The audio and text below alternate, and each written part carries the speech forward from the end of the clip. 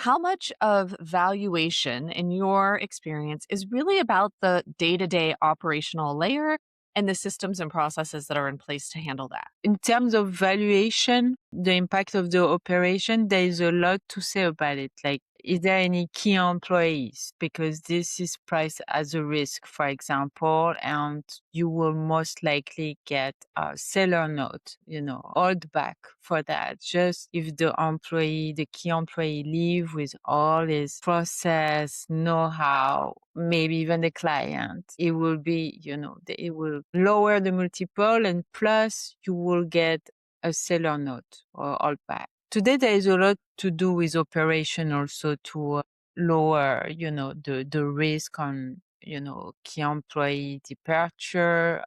Is building some, semi-automated operation.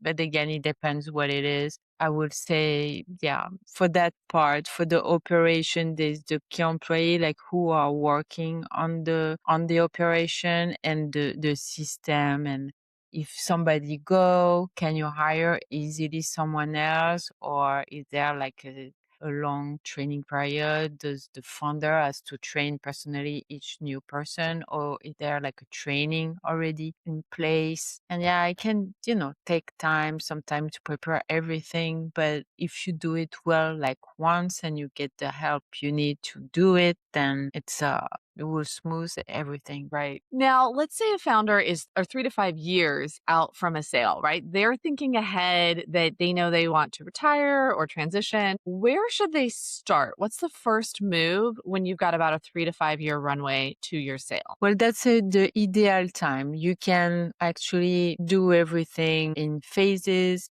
reduce your founder dependency.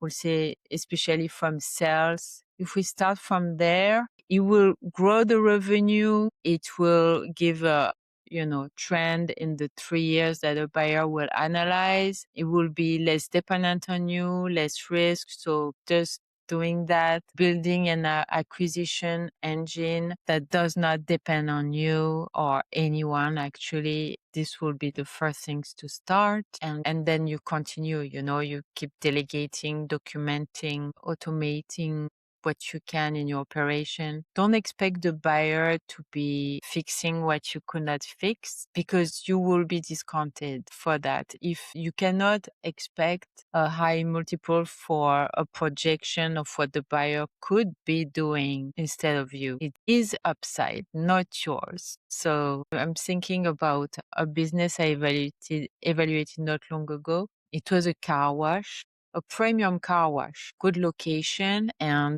no automation, just maybe a team of 8 employees and washing, inside of the car, outside of the car, everything by hand, luxury. And they wanted still like a high multiple and everything, saying, yeah, but the future owner could install an automated system, like an automatic car wash, and it will cost that much more. But the seller wanted the upside of that without thinking it through, because if the future buyer do that, it does not even need to buy this car wash, because it might have to fire after some of the employees, if everybody's going in the automated car wash. So this is something that the seller should be thinking about. Exactly. If it's such a great deal, you got to do it as the owner now, Yes. and then your business will be worth more, not because the buyer can do it in the future. Really good point. Now, let's instead say we've got an owner who's like, I got to sell in 12 months or less. Is it too late, or what can they realistically still fix if they've got less than a year runway to sell? So it would show some effort